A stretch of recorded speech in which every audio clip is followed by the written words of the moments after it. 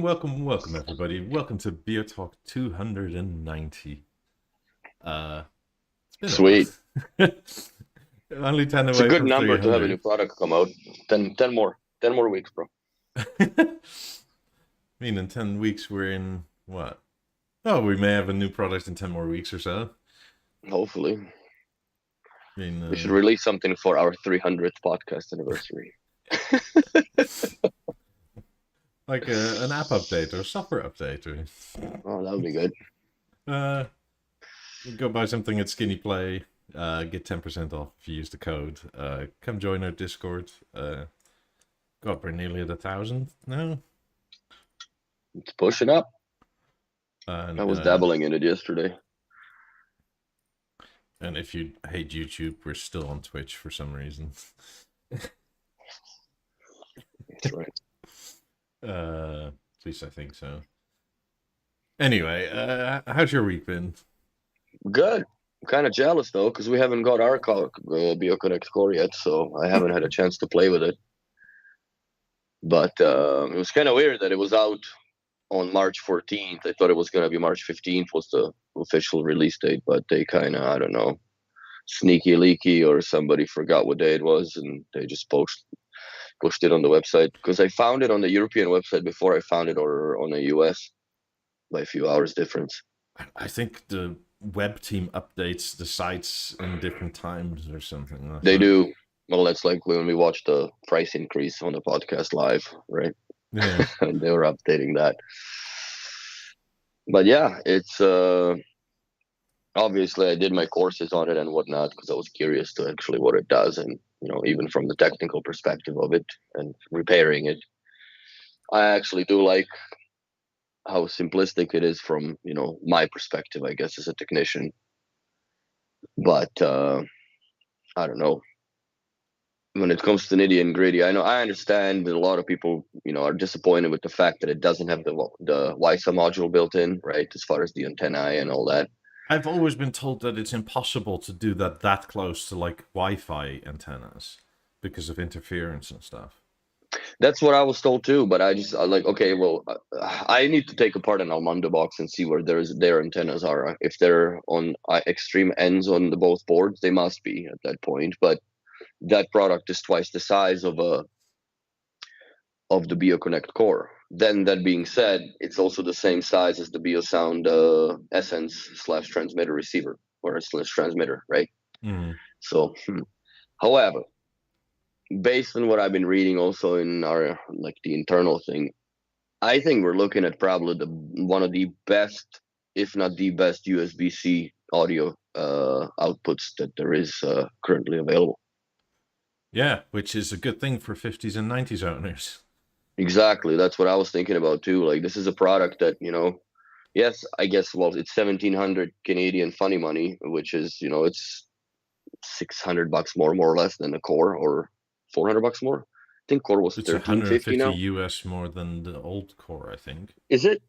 So I'm disconnected from the pricing for a long time now, so I don't, I just install the stuff now. I don't really look at the invoice and how much people got and whatever. But because the old core went to like €1,000 all of a sudden. Mm-hmm. You can attach a 19 on it, KCBR, but it's not. Put it this way: the 19 wasn't built like, let's say, a BeoLab 2, which crossed over inside the sub on the PowerLink outputs from the subwoofer, and then the frequencies were shaved off. I honestly think that with the advancement in the ABL, more or less since the BeoLab 18, 17, and 19, the concept also was that you don't really need to do that, because ABL protects the drivers within the 18s or 17s, and the subwoofer just picks up where these guys can't. And then you just play with your not just the gain, but also the phasing and so on and so forth. If you really want to go full proper 120 hertz crossover, then you need to get a transmitter and power link out from that. On a side note, my 18s have bass now. But yeah, that's what I've been hearing. That it breathes a completely different new breath of air into the speakers as far as the legacy stuff is. I thought I would need a 19 for my bedroom, but with 18s, I kind of don't, which is kind of surprising. It's funny how those speakers are so capable, yet they were so tuned lightly, I guess, in their Yeah, early days, right? Like if you think about it, I don't understand how that is so, but yeah, I think it's a good idea for the core. Obvious, I mean, for the core, for the BeoSound shape with the COM ports out, it's much easier to manage because there's only one cable instead of putting an optical out. It's the core that does the sound digitally through that COM A to B. I mean, I would have definitely liked a sub out. I wouldn't say necessarily I expected it because like KCBR, I was also expecting an integrated transmitter and 2.1. Like That's what it we would just have touched been on. nice, but like who made you think that was gonna be the case, right? And I don't mean this in like an accusatory way, but is this where like sort of our daily wishes Became override our expectations. sensibilities, so to say? I think a lot of people had the expectations that it's going to be a Wisa built-in processor, right? Especially when it's got the ARC in it. Uh, in my opinion, they could have made it a little bit bigger. If you look at like I have, I guess, an ability to go and look at different streamers and such, like the AVMs and all the high-end stuff that we sell in the store. And those things are fucking big. And they all have nothing but like, maybe an XLR outputs or whatever, or network connection. There's no WISA, there's no nothing in it, right? And it's a full metal box. And people are okay with the size of it. I think that if the Core Connect was, let's say, double the size, they could have maybe gotten away with the murder and putting the transmitter antennae inside. Yeah, I weirdly just dropped internet for like half a But second. I didn't see that. No, But everybody saw you stutter probably and me. so I uh, I I mean, understand 5.1 was that. never gonna happen, right? Like, No. just in terms of pure, like, we're gonna stop essentially selling theaters to half of the people that would potentially buy a theater because they're just gonna buy older things. Hmm. So, I see this as just a high-end audio streamer, a displayless audio streamer. So you do need an app, obviously, to navigate through, and and that's it, man. Like there's not much to it. You can attach a subwoofer to the thing if you have the shape, because the power link socket is not occupied, so you can put power link out to the subwoofer, tell it's running the Lab 19 on it as well, and then the Core Connect will do its own crossovering or crossovering. It's doing the crossovering. There you go. So that's where that is. But I mean, I've been using the Connect core, the BCC. I've dubbed it that. BCC is it is. Yeah. I mean, I've been using that in my bedroom for a few weeks now. Hmm. And with 18s, it's like, I mean, the HDMI is just plug and play, which is really fucking nice. Hmm. And it auto switches source and that sort of thing if you're listening to music and you turn your TV on. And just it's similar to how a theater treats 18s, which is like damn, why didn't a Harmony or anything of the sort treat 18s this way? Hmm. Because you would have sold a lot more. Yes, Because the 18s are now actually really they're fucking very good. capable speakers, so it comes to it, right? Yes. It's a bit weird that you find that out 10 years later, but Yeah, because when I had them with my Avant or Eclipse or V1 or Horizon, they sounded the way that they always sounded. yeah, it didn't sound bad, but it didn't have any bass. No, well, it was surprising with the theater. First of all, I'm just like I said, I'm very curious what I'm gonna do is once we get that in stock, I'm gonna yank the core. I'm not even bother. I'll just take a core from the warehouse and I'll plug in the core to the 18s, and then we'll plug in the BCC into the 18s as well, just to see, the immediate shift of how well it sounds from one to the other. I mean, I haven't yet really gone over 60% volume, and I probably will, but at some point. But 60% volume is loud, like properly. In a fucking bedroom, dude. Like. I mean, it's a fairly large bedroom. It's like 4.5 by 4.5 with like doors open to the walk-in closet and bathroom. And it's like, even from the video you sent me, they're blasting at 60. Like, it's loud. Yeah, and have bass. Yeah. Like, actually, I have one of these sort of cabinets that is fairly heavy walnut with the TV on it, and that was vibrating because of the 18s. Do you have them set to wall, corner, or no, freestanding? Freestanding, yeah. I haven't hit ABL yet, which is interesting. Which I guess is something I like about these older speakers, right? Like, the ABL is much higher up in the volume range than for like 8s or 28s or something like that. Yeah, they start to kick down. But then again, is the question, right? Are they going to sound better because you plug them in with the theater and such? Like, when I had the 8 here, I had them alone, but they sounded better with the theater. Even when they were just single stereo pairs on their own, they sounded better with the theater. I guess the double room compensation has something to do with it, right? Because you run the comp on a speaker and then you run it through the theater, through the tune. Mm-hmm. But I think that you don't have an LG panel, do you? You have an LG panel inside the LG C3 in the bedroom, right? Yes. Did you try installing the B&O app to see if it'll work through the Beoremote One or no? No, it doesn't matter. That's not how this works. This is generic CEC. Mm-hmm. And apparently LG has its own ideas about CEC. So with LG, weirdly, the CEC is not very good. Though, but I'm sorry. I mean that specifically with the Beoremote One. Mm-hmm. So if you have the LG remote, everything is fine, everything works, there's no problems whatsoever. But the Beoremote One, I can turn... Well, maybe it's different with cable TV or something, because I don't have that. But currently, I can turn it on, I can turn the volume up and down, and that's it. And I can turn it off again, I guess. Mm-hmm. That's all that matters, really. I mean, that thing doesn't do anything else. On the TV side, like music sources, it's the same as everything else, it just works. Do you think they should have put like a volume control and play pause interface on the top of the panel? I know that would screw with the antennae, I guess. But do you find yourself you would need that? Or is it just like in a core where it's just, who cares to touch it?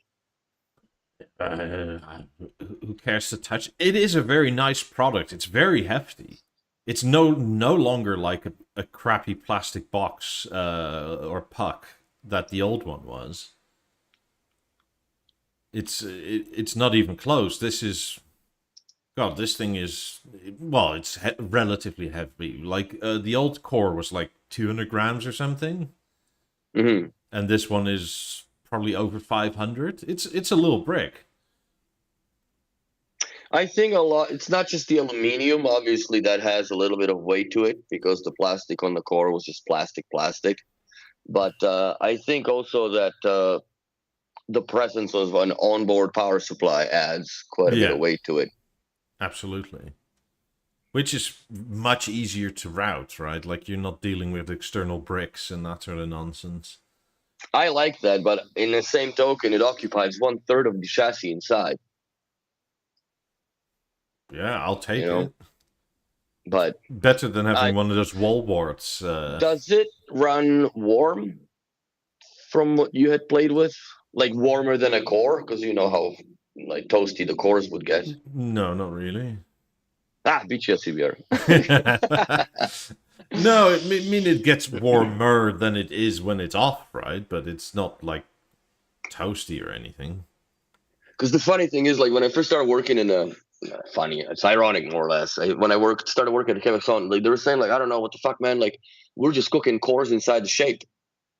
I'm like, that's impossible. And then I realized that they put that padding that comes with that stupid tile, right? And then they put the core on it. I'm like, of course. Well, you put a thermal pillow basically on it. It just cooks. I took them out from both cores or both shapes we have, and it's never been a problem since. I'm like, no, you can't put that in there. I don't understand why they would even make it a part. I like that they did the bracket for the core connect for the shape tile, and I think that same should have been considered back in the day for the core itself. They should have addressed that differently instead of putting a pad with the Velcro. You know, like it's such a bush league, and it just, that's what cooked them. That's what really cooked them. But this is a big slab of aluminium from the bottom, so the heat distribution is, I think, much more superior than to what its predecessor used to have. Yeah, and I mean, as a whole product, I think they got a product designer from Apple like a year or something ago. Somebody that was fairly high up came over to B&O, I think, if I remember right, in like press and stuff. And this looks very much like an Apple product. It does. Which is like not a bad thing, because it's aesthetically it's very nice. Like it's kind of plain, but it's nice enough, right? Like it's not an eyesore to have permanently out. Well, it's nicer than the old core. Yes. Like the old core was definitely premium. I want to hide this. The old core is kind of like, well, it does its thing, but like I don't want to have to look at it necessarily. Yeah. And I like that it's got not integrated, but it does come, or you can get a wall bracket for it. You can see it here in the shape tile with that cable manager, which you are able to break off and then just use it as an actual wall bracket if you wanted to put it on the wall. Or better yet, you could, I know it's a sacrilege, but you could screw it into the back of the BeoSound 9000 floor stand, or stick it onto the back of it. Well, you don't really need the wall bracket for that, but if you want it solid, because it's thin enough that I think that the profile, it might not hide it. You'd have to put it like on the pipe. Shit, STB brackets. Never mind. To the rescue. I mean, it's a very nice product. I'm especially amazed with the sound that it does, especially compared to the old core, because the old core wasn't bad or anything, but it was kind of plain Jane. It didn't sound any better than the Moment. No. It didn't sound any better or any worse than a Moment. No. I mean, plus the nice thing is that it doesn't come up as a core. Like, what's it come up like? You can put it as your speakers? Yeah. Oh, they listen to that too, finally. Oh, nice. And the other one is so far away, little. Cute. Yeah. But even in the app, right? Like it comes up as the speakers you have connected. That's cool. And it doesn't matter which speakers you choose. The same list is available that is in the theater, so you can have your penta showing. Well, let's not whip out a horse shit over here. I think well, if you're the Steves of the world, where the pentas are the kings of everything, still, like dying hard. It's nice, right? Because like, God, when they never had an image in the app, really. No, they did not. I mean, and this is one of the promises, is that they pull everything into the current century, which it does. And it's nice. I mean, I'm also really wondering if it does this with 18s, what will it do with Beolab 1s? Because Beolab 1s have more bass than 18s. You just took that from me. I was exactly going to say, like, I wonder what it does to, like, the older mates, let's say 8000s, right? Which we all know the sound image of those speakers, and anybody that I guess has been around B&O for more than 10 minutes have seen or heard 8000s, and that would be a nice A to B comparison. I mean, I see a potential in this thing. I think we're going to sell a lot of it, because if it's, especially, I think we should hit up the people with the 50s. and put that as a separate source instead of just the theater, I think that the USB-C will produce like much better sound than what the theater can do over PowerLink. Yes, absolutely. I mean, it's all digital. It's the same for 90s owners. I mean, one thing I think we talked about it, what, 2, 3, 4 weeks ago? And one thing that really surprises me is the price, because we expected, I think I said back then it's going to be $1,500, and it's $1,150, which is like, when was the last time we under or over guessed the price of something? We were wrong the other way. Yeah, which is like It's a pleasant surprise. Yeah. Yeah, because especially if it's that good for 50s and 90s, right? Like,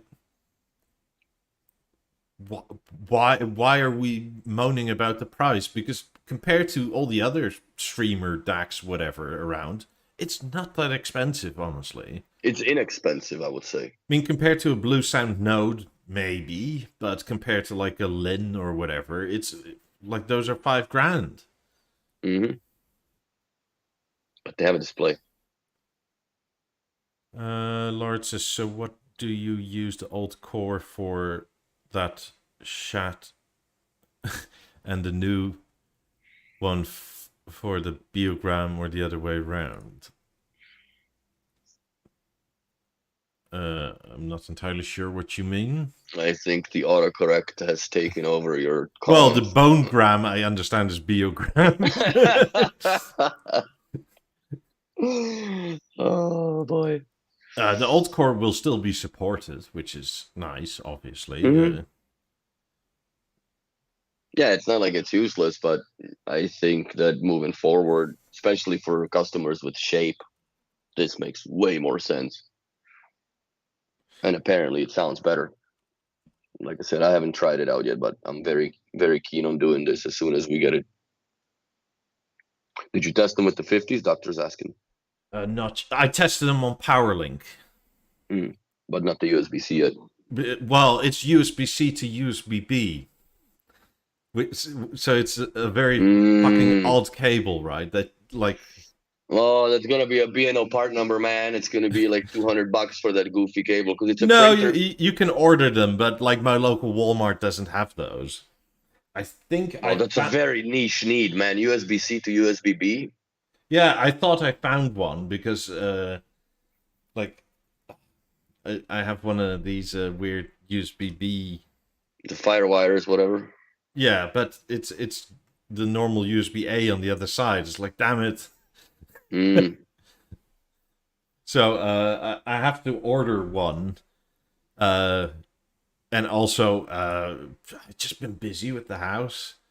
Like, yes, I want to play with this, but as it is, like, I can't say much about the testing procedure because it was obviously sent for testing under NDA and that sort of thing.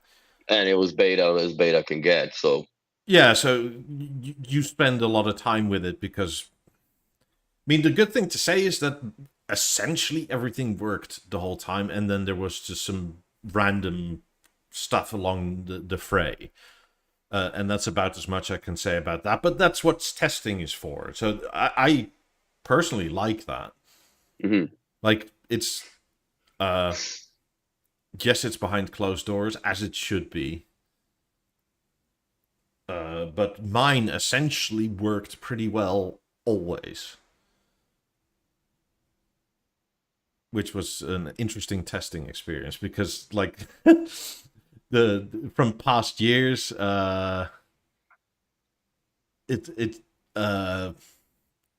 things that were supposedly tested weren't all that great once they actually were in the wild, and God, mine has been working essentially fine for weeks now.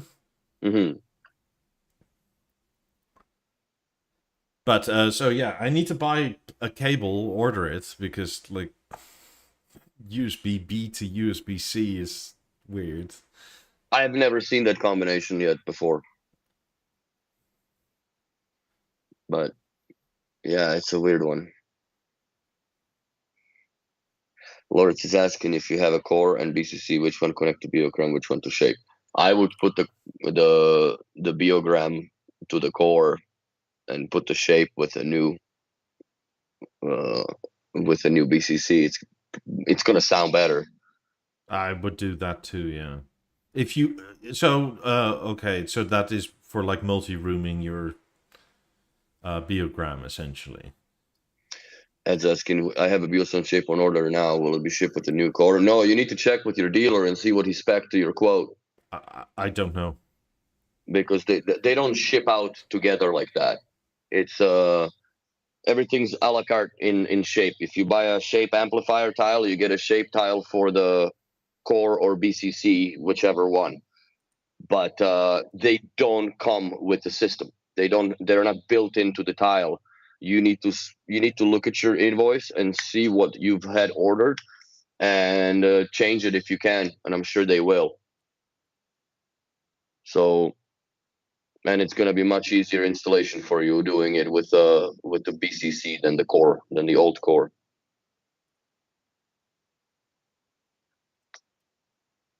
Yeah, that's what I would do.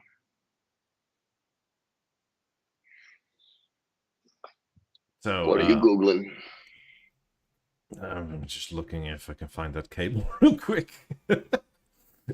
Yeah, that's a weird connection, and I'm sure there's going to be a part number for it.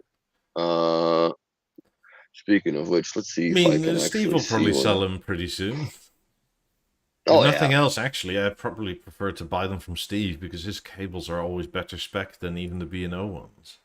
Mm-hmm. Yeah, let's see the core sound systems.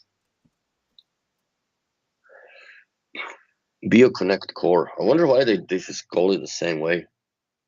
Oh, Amazon has one. It's like they're Yeah, fucking of listening course. to me. I just put in USB-B in the Google results, right? Or Yeah. search bar. And it literally, the second thing is USB-C to USB-B. Why are you There. listening to me? Go away, Ever. Amazon and Google. Oh yeah, they'll never stop. Yeah, sometimes it's scary how oddly it comes to the search when you're looking for something. I don't know how they know that, but they do know that. Yeah. Anyway, so I'll get a cable, but maybe I'll get one from Steve if he gets up and running from this. Mm-hmm. Uh, because was it? I think I spoke to him a long time ago about this, but even like the 3.5 mm jack cables you get with like headphones like these, right? I think the Mm-hmm. B&O ones have an impedance of like 32 ohms or something, and his cables are like 26, 28, something like that. Hmm. Effectively, what that means is that you get more volume for the power over the line, which is kind of nice because it's more efficient. Yeah. So, and I bet you if it's digital, if it's digital, it doesn't matter if it's fully digital. But if there's any power, maybe there's a difference. Who knows? So many people swear by the difference in digital cables, even so. Maybe I'm gonna become a true believer in that. Like my ones and zeros arrive better. Well, I saw a YouTube video about the cables, specifically the quality of the USB-C cables and stuff. Mm-hmm. And why does Apple wire cost or cable cost $100 and something, where you can buy the same shit more or less in 7-Eleven for $3 with extra candy? Yeah. And when you actually, like, they showed the X-rays of the connectors, and there's freaking computers inside the Apple's deal, and how the soldering is much nicer done and all that. It's there is a big difference between cables. I definitely agree with that. It's still gonna move the same data, Not but necessarily, because some are just power. well, yes, but if you have a regular, a fully seated, I guess, USB-C Yeah. cable.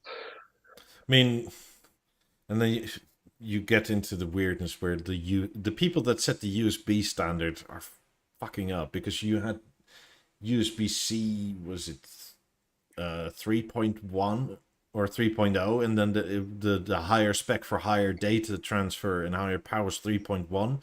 Then they went to 3.2, and now they changed it all again. So they retroactively renamed cables that were already in existence. It's like,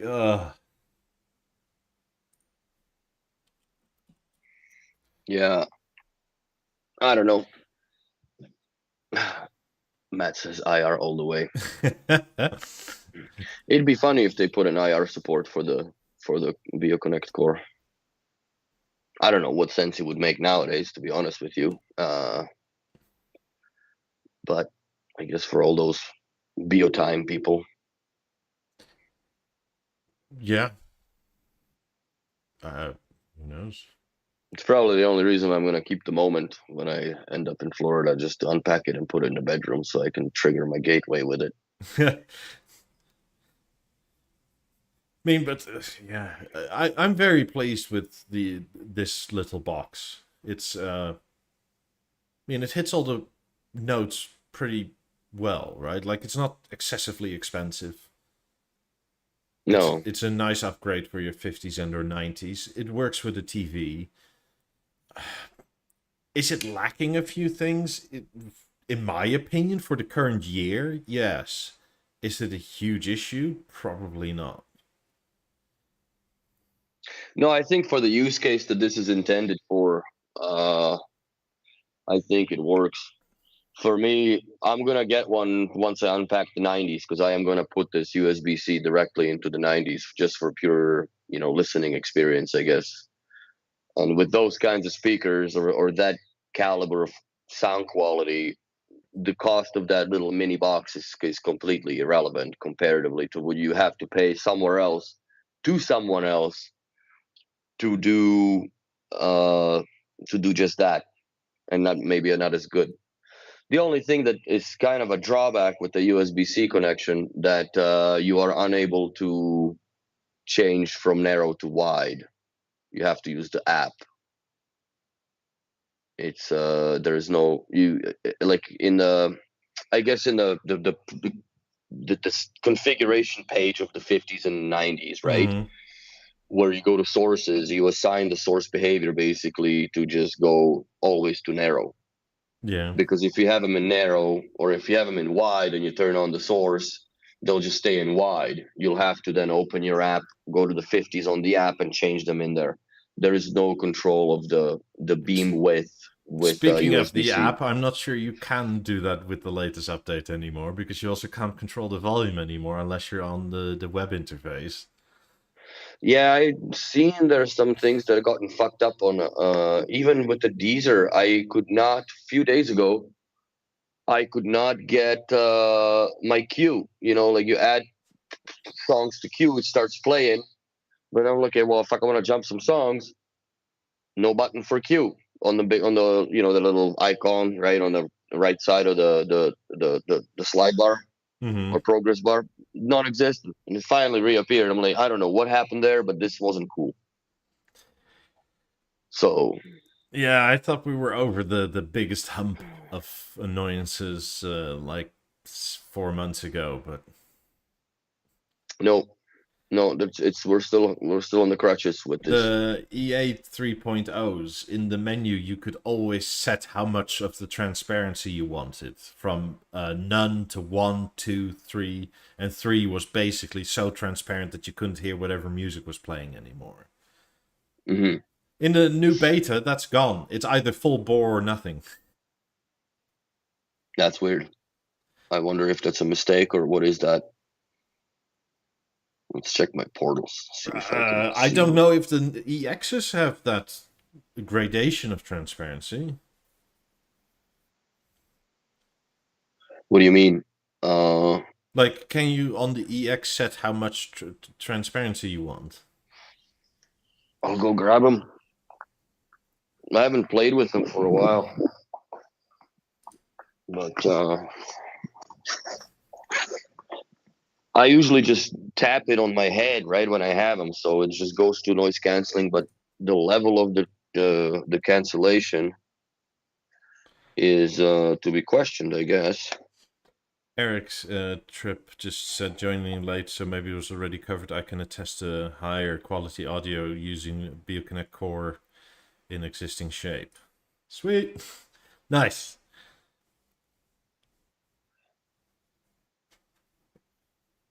Will you get one for the core if it actually like makes an audible difference? Will you actually, sorry, get one for the shape? One of the new cores? What? I'm Will, gonna get a new core. Yeah. yeah, but you're gonna get that for like 90s and whatnot. But are you getting Does it look another? like that? Yeah. Yeah, it's gone. Fucking bastards. So it's either like full transparent or none at all. Yeah, no, you can't no longer modify that. I, you know what? To me, I don't know if I really care because if I'm gonna go to transparency mode, I wanted to have it at full. And if I Yeah, never but go. I always set it to the second. Well, the thing is, you could set it right. Like you set to whatever you want, and then you go Mhm, out of it. But if somebody it starts stays. talking to you, like you can still hear whatever is playing on your phone. Hmm. Which, if you listen to like I listen to podcasts under YouTube and that sort of thing, right? So often, if I'm in a long conversation, like you go, actually, I'm going to pause my phone now. But the thing is, with now that the full transparency mode goes full bore and you cannot hear that your phone hasn't paused, it just keeps playing. Mm. So half an hour later, you like untransparency mode it, and it's like, fucking hell, I now have to rewind the last 30 minutes because I thought I paused it. Oh, because it plays inside. Yeah, but you don't hear any of it anymore. Okay, so the weird thing is on the portals, I can still do the ANC slider, Yeah. but not on the EXs, which is kind of weird. I don't know why, but to me, I never really missed that feature. I'm one of those people that if somebody starts talking to me, I just take the fucking headphones out of my head. I don't like it. Around here, going to like Walmart and stuff. Nobody cares. Yeah. Like, even at Sam's Club or Costco or that sort of thing, right? Like there's employees there, but you're somehow not really meant to talk to them. Well, and if you ask for something, they'll send you the furthest way possible from them. So, Yeah, so it's which is most of the time the shops I'm in, right? So I do care, and it's really annoying that this is gone because I've had it several times now. That it came up and it was frustrating and so frustrating actually that I bought some of these headphones. oh, the apples. Yeah, the AirPod Pros. In What do you terms of think of them?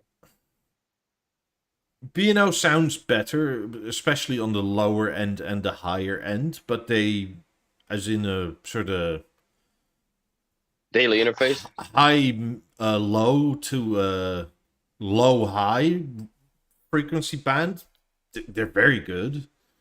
They're much lighter. The battery life is amazing. Hmm. Like if I watch it or listen to stuff at moderate volumes, like where I mean like 35-40% volume or something like that, I get a good 6.5 hours out of them, out of one charge. Mm. And then the case gives you another 3-4 charges. That's cool. The interface of pause, play, volume up, down is horrific. Oh, really? I fucking hate it. Because you have that stem, right? But it's not on Yeah. the side of the stem, it's on the inside. So like your like ear lobe, the thing above your earlobe, right? I don't know what that's called, that thing that sort of sticks out. Yeah. In my ear anyway, it's kind of in the way, so I always have to pull them out a little bit.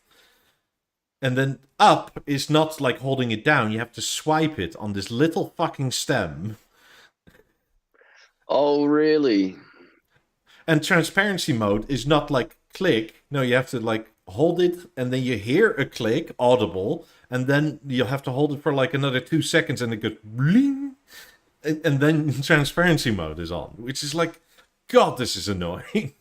Wow. Yeah, I have no experience with Apple AirPods So at it's all. of a bit of a mixed bag. I like them. I'll get used to them. I mean, they work with the whole spatial audio thing, right? Because it's Apple's own, and it'll tell you how much charge there's in the battery pretty Hmm. easily. It's much more integrated than B&O could ever be with Apple. I mean, they Well, of sound course, it's good. their own environment, right? I mean, they're comparatively really light, which is kind of nice. Uh, would I necessarily recommend it for music only? No, but they're also for the price, right? Because I paid new $200 for these. Mm. Like for two Yeah, where hundred the EXs dollars, are now creeping around, what, five hundos, I yeah, think. it's to the point where it's not worth it to me. They sound great, but yeah, I think when you talk about the weight, I think a lot has to do with it. And there's glass and aluminum inside these things, right? Yes. And I'm sure that the superior DAC processing takes up a little more room with their circuitry than whatever they stuff into these Apple earpods. But I don't know. It's like some of these things, and it's sort of headphones, bro. Like fuck, man, you can drop them in like at any point of time, right? Damage, because they do fall, Yeah, and but again, like I can ruin two of these sets, right? Like for the same and you're still price. ahead, Yeah, more or less. and that to me is really the crazy part. Like if I were given one or the other, I would go for the B&O ones. But if I had to buy them again, this is a much Hmm. harder proposition having actually tried these now. Hmm. Also, another thing is, right, with the B&O earphones, I quite often have that the Bluetooth needs to be reestablished. Never with this. It just you take it out and you're good to go. You know what? I gotta say, I've never had the problem with that. Even on the monster phone that I used to have, the S24 Ultra has no issues. And like I have a set of headphones that are just for the TV. I pick them up like automatically. Like I just need to hit OK on the panel, and then I'm into my earphones. Sometimes there is a and drop out, especially with the swift movement of the head. I do not understand that, but when you do that, sometimes they cut out. Hmm. I have a feeling that for the B&O ones, it's specifically in my use case where it drops Bluetooth and all that sort of nonsense because on occasion I fall asleep with them in, and then Mm, when you wake up, they're dead, right? Like they have no charge whatsoever. yeah. And so then you put them in, charge them, and the next time you use them, it's like I don't know what this is anymore. What my phone does, so you have to like reestablish the whole Bluetooth thing. Oh, they lose the parity completely when like they completely die. Yes. Interesting. I, you know what I gotta say, I'm one of the biggest charging Nazis that out of all the people I know. If I see 80% on the phone, fuck man, plug it in. It's gotta go. I never, and that's one of the things that I struggle with my girlfriend is like I do not understand how you can live with your phone on 2-3%. To me, that's just mind blowing. Like, and a lot of people do that. And I understand my girlfriend. Like, I watch even our receptionists are, and he's like, bro, fucking cables right there. Just plug your phone in. What are you doing with the 3%? And then you stress it, and then your phone dies when you need it the most. Then you're I fucked. mean, I've drained So, these too and charged them in the case, and the next time mm, it's just whoop, in and go. Like, so I don't know if it's a caching thing or just a memory thing that's different or how Apple handles it, but in yeah. terms of Come to that, think of it, like the only headphones that I get that I really have that die, like that they go to the red flashing boop boop boop in your head. yeah. It's the portals because I use them on every podcast, but I charge them maybe once every. Well, I charge them now maybe once every 2 to 3 weeks because I also use them for phone calls. Yeah. So, and like when I get on a phone with my mom, it's an hour. So, but you forget, you get complacent about how much time you spend yakking on these things, and then sometimes mid podcast, oh shit, doesn't I always check? But yeah, these are the only ones that I usually let run down. But I I'm mean, very like, conscious of my levels of batteries and everything. for cans, I would still go B&O, no problem, right? It's just Hmm. like the proposition of that versus this. It's like it's becoming a bit silly, especially with the price comparison. Because yes, the B&O is better, but like the Apple ones have way more functionality. They also have like auto volume adjustment for if you're in like going from a quiet room to a loud room. It'll Mm, just automatically turn shit up. interesting. Like the thing I hate about them is the ANC because it's that stuff that blows your ears out, right? Like the first time you need to put them in your ear to set them up, and the Yeah. ANC comes on. It's like, oh, I feel sick. Like, please make this stop. Can we get through this setup? Like, it's very good, and if you're not sensitive to it, like I it am works sensitive to that magic. But nonsense. Yeah, I can't. Like, I even heard like the whistle of the microphone, that e in what the heck were they? H8s. yeah, Remember those little ones? Yeah, those I couldn't, because the microphone was also in the center of the headphone, right, on your mm-hmm. ear, and it was just so weird. I don't know if my head is too empty and it echoes in it, and then it just goes weird. But I could not have that turn on noise canceling at all. It just drives me nuts. ANC on the EXs, absolutely outstanding. Yeah, I Absolutely like it on the outstanding. portals too. The And adaptive noise portals, yeah, canceling. portals are very good too. I mean, yeah. Another pro for the E8s, right, is like the passive noise canceling is way better than on the Apple ones. Mm. Like it's not even close. Like the E8s is like literally you put your fingers in your ears. That's sort of the amount of stuff you hear from outside. With there's a lot of sort of noise coming through the actual headphones because the Apple ones do let you do a test and they self-test how well they seal in your ear, which is No, kind interesting. which is kind of interesting. And I got correct results back apparently, but like you can still easily talk to people without like transparency mode on, which is kind of like just goes to the That passive explains why noise. everybody's running around with these stupid things in their head everywhere. Yeah, and can still hear everything Hmm. because with the EAs, like I couldn't. Good Like, luck.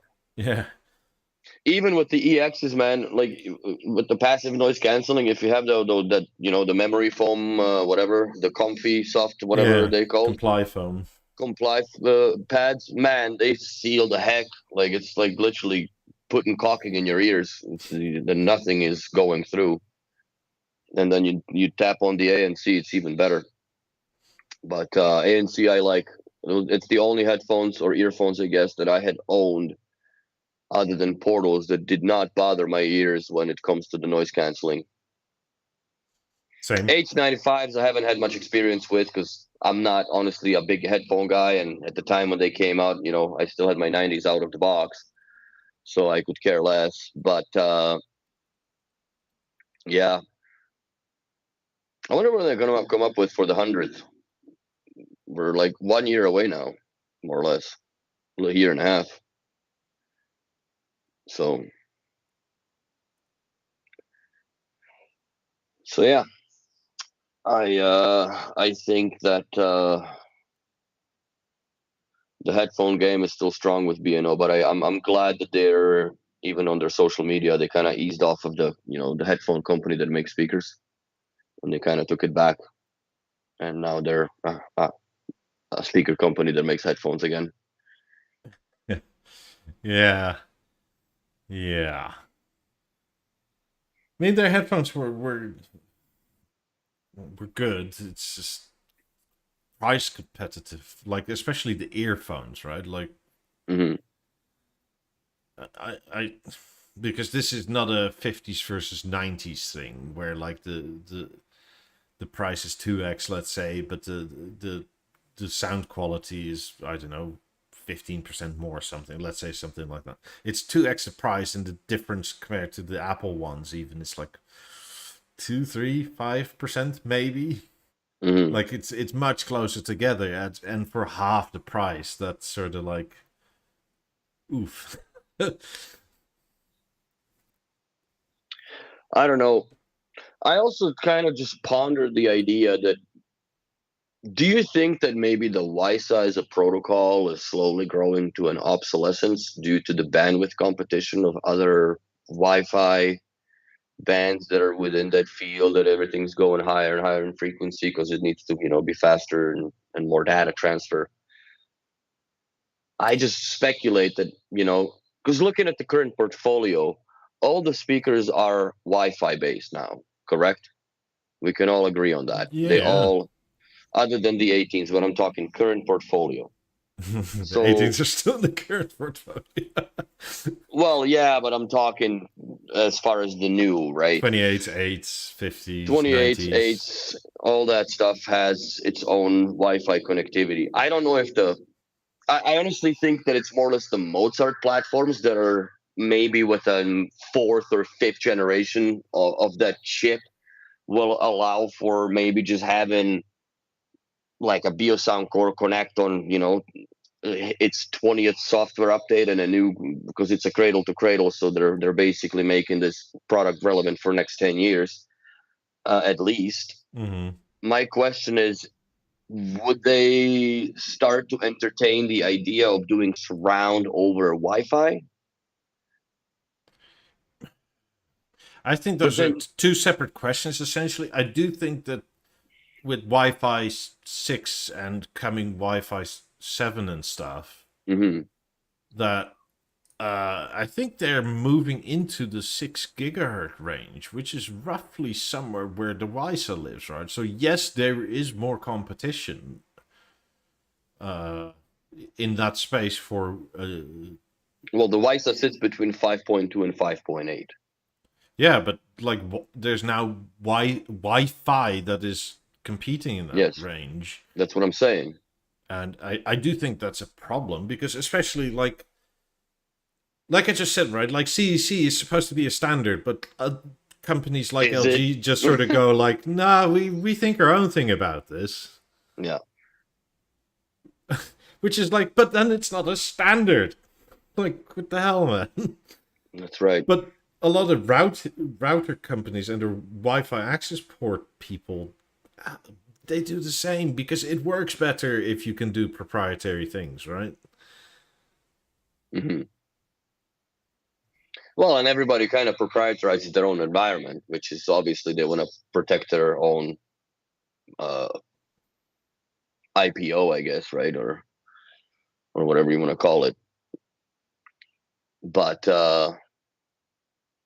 honestly, the Wi-Fi as a standard is the only thing that the entire world actually agreed on ever, right? Yes. Like, if you think about it, because you can go to fucking Uganda and you can go to Britain and you can go to Australia and you can still connect to the Wi-Fi in a Starbucks. I don't know about the Ugandan Starbucks, but you can. They It's the gotta have same. some of them, right? They Like gotta they have make some, at coffee least over at the there. airport. Yeah, at least that's why they don't have Starbucks, because they got actual coffee.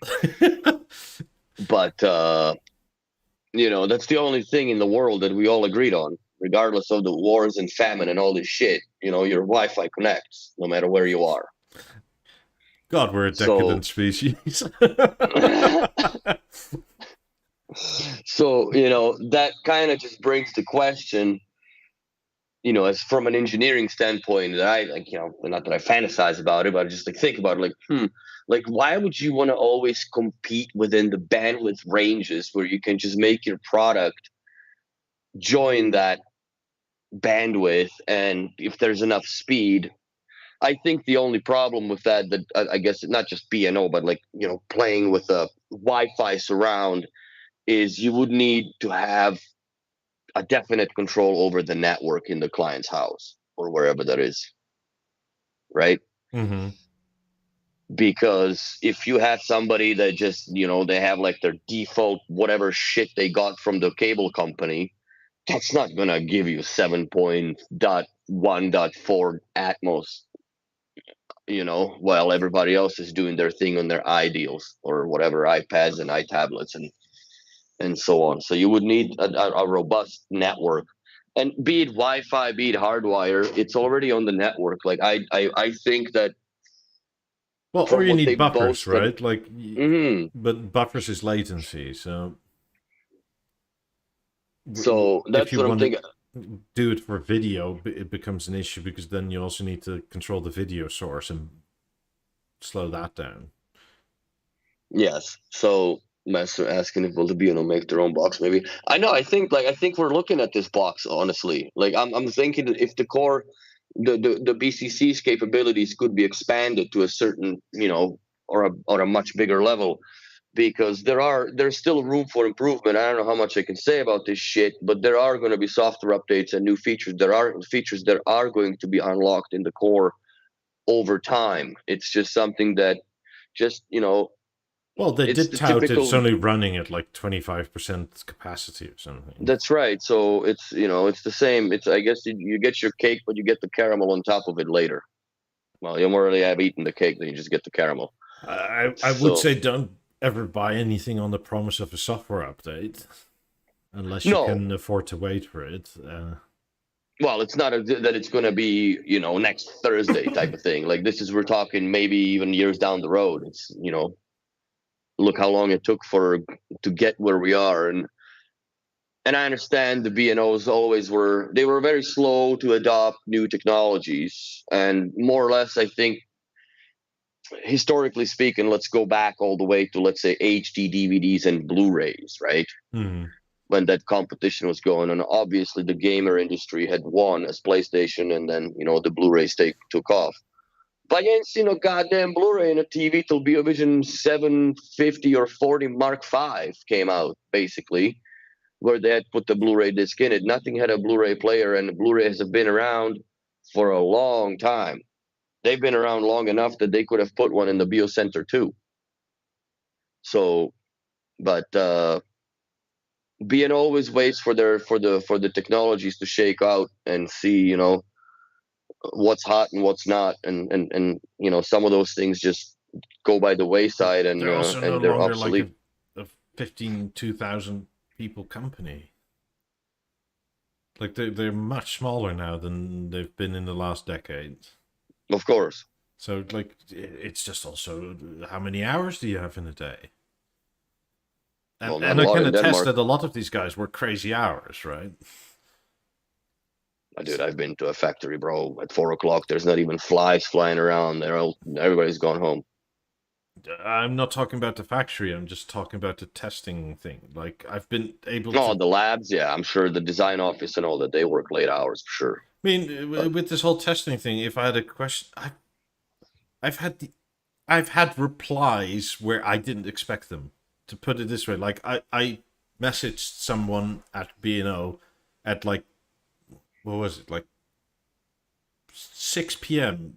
in the evening, my time, mm, and I got an answer like 15 minutes later. It was like, what the hell, man? Like, why aren't you sleeping? well, there's always somebody there, and so there should be, in my opinion. Yeah, They're but not a this was big company, but specifically they're big enough of a for the company. testing of the BeoConnect core, right? Like this is Oh, not open to the regular help desk shit. well, maybe that's why. Yes, but Because nerds don't sleep. Let's face the fact, and everybody works at night. I was just amazed because I wasn't expecting answers because as for you being in a different time zone, right? Like I have time in the evening, which is what midnight and or later over there. Hmm. So it was kind of interesting. But yeah, I think there is a lot of room to improve, and it's not. I don't think it's the end of it. That's for sure. I think the core will be expanded upon quite a bit, but it'll take time.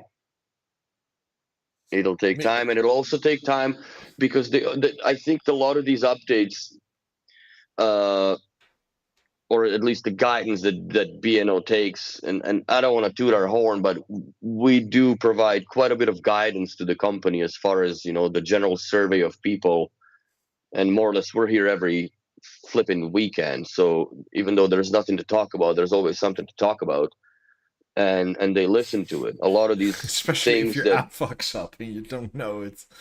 yeah. Like I don't So even understand how this current beta app version came to the beta.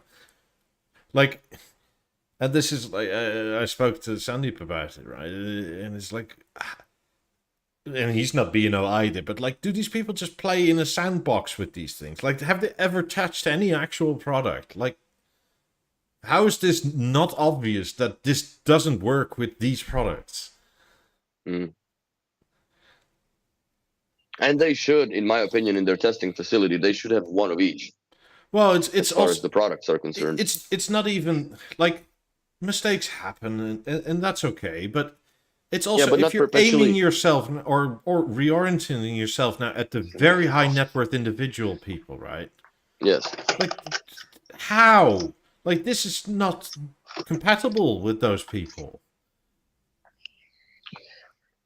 You know what? I think you're right, but you also are not right, because I've seen it from, this is a completely different business perspective, but I've seen it at Audi, right? I've seen it with these Mm, people that bought these e cars, and I've seen a few of them that have done more horizontal or more vertical miles than horizontal ones on it, because the thing was always on the rack.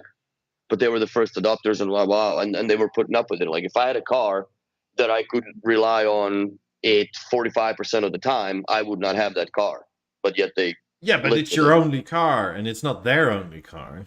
No, that's definitely a fact as well. Like how many rooms do you have with surround sound systems in it? You usually only have one, unless you. Yeah, I like know even if you're, people that go full crazy and they have surround in every room, but yeah, there's I not know a many of those. few, but like even then, it's like, Those are rare. Those are unicorns. but like especially the high net worth individuals, right? Like if you then go sort of because to fix this is going to take longer than the wait for it was, right? Because this is going to take another bloody 2 months or something before like Mm. the volume controls back in 50s and or 90s in the app. So if you're the very high net worth individual and you wanted a streamer that's not B&O because you are a very high net worth individual and you bought it all from a B&O dealer that also has Lin or whatever, it's like, yeah, good luck. You know what? At that point, like we haven't done installations. I haven't done installations where I was part of that. We did, let's say, 50s with third-party streamers. Like a lot of those third-party streamers go with the third-party speakers to me, like Mm-hmm. Bowers and Wilkins and Canton and so on and so forth. But if I were to do that, I would insist in the deal that it's quoted a link eye and a remote. Yeah. That's it. And then I could care less about what the app does, and they don't even have to be in the app at all. They can just select their sources directly from the remote control. They have the volume control as well over the 50s individually from whatever else they have, and that's the way to do it. I would never ever rely just on the app. Just like I come back from the moment times, right, where the But moment would everything run is away. in the app, and they forced you to go to the fucking app for everything. Yes. And you're literally saying, don't rely on it. And they say, rely on it. You must. And it's like, God damn No. it. Well, you don't know how hot the water is till you touch the pot, right? So I I know I would do it that way. I yes, I would still do the app and whatever, but I always recommend to people, just, if you can put a remote control on it, let's put a remote control on it. We've done 50s with the core just for the standalone control. It works. It works wonders. But yes, it's something that it's a tough one.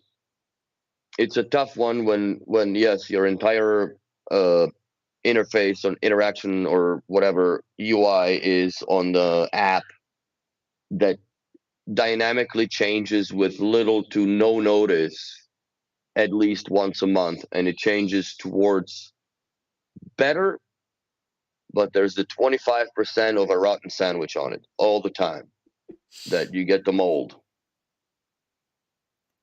don't give me the mold anymore. Like, for real. I don't want that. It's and it's always a surprise, motherfucker. Like, it's never that, it's like, why the fuck is this not working? It was here 2 days ago. I was very happy that Mr. Anderson came on the, what was it, December now or something Yeah, like that? I would love to sit down with him I would book a day off work if I knew he's coming back, because I have Uh, questions for him for sure. I'll reach out again. Because also your questions are from an installer's perspective, not necessarily of a user's perspective. That's right. My questions would be more, yeah. It's I do give him props for the account access control. I really like it. I don't like the fact that my theater resets the icon. It don't understand why. My It is theater the is only still one. locked out of changing the Well, icon. you're just shit out of luck, bro. But I don't know what to tell you. Yeah, apparently it's a known issue and it's only affecting something like 10% of theater users. Well, do you want the icon or you want your 50s clicking again? So Yeah, look, I'm not that bothered. It's just bizarre, right? That it is, the initial picture I ever set for it is locked in and I cannot change it to any different color. which is weird. Not even just like grill colors, nothing. Aluminium finish, No, nothing.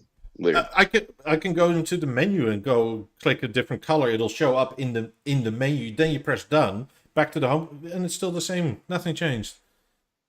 That's so weird. Like I don't understand. Like, because it clearly loads, because I can see all the colors, right? Like, and it changes in the selection menu, but the selection menu doesn't do shit to the actual front of the app. That's weird. That's a weird bug. Anyone suffer from slow theater response to remote usage? Ralph Erickson's asking. Most of that has been fixed in the software updates. I don't know what software version you're on.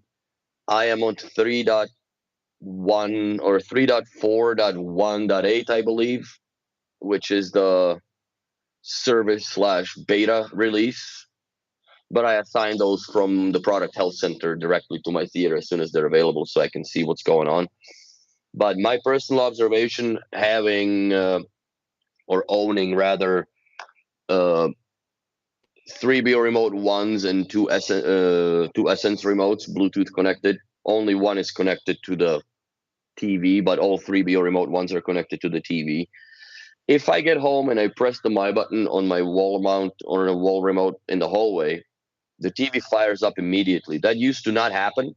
It is improved by a long shot from now or for now. But if I grab my beater, which is the silver remote that I always use, and my button's loaded, the YouTube, the stand is already turned, the fucking TV's on, the volume's up, everything's going. It takes 2 to 3 seconds for that remote to now pair with the theater in order for me to navigate. The other one stays connected, but this one needs to additionally pair. And it's the same thing that if I grab the remote from my bedside and I do the same thing, it's about 2 to 3 seconds, and then it goes in.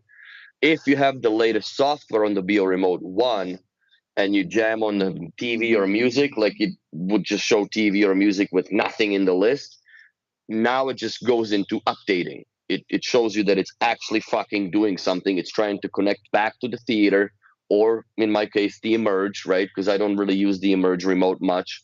But then it populates the list.